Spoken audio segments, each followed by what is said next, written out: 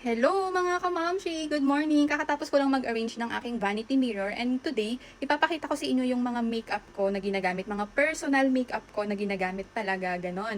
Bali ako kasi mga mamshi, may mga high-end makeup din ako, pero gumagamit din ako ng mga mura kasi 'di ba parang ayokong gumamit ng high-end everyday, lalo na kapag nasa bahay lang or mag-grocery lang. So ginagamit ko lang siya for mga bakasyon, important event. Pero itong highlighter, everyday ko to ginagamit kasi maganda talaga siya. Example dito, ayan. Pag ganito, ginagamit ko lang siya pag umaalis or mga bakasyon basta ganun. Pag nasa bahay or grocery, ayan, sis lady. Kasi perfect din talaga siya for everyday use. Yes. And ayan, everyday ko to ginagamit scientific. Tapos, ayan, foundation. Everyday din ako nagpa-foundation. Ito kasi maganda rin to kapag, magpapawis ka maghapon. Ganun. Talagang subok ko tong Maybelline. And thank you kasi pinadalhan nila ako kayang saya-saya ko kasi ginagamit ko talaga yung product nila. So, ayan, may primer. Tapos, dito naman is mga brush. Ayan, tingnan nyo to. Ginagamit ko talaga to ha. Yung favorite ko na Sis Lady Glossy.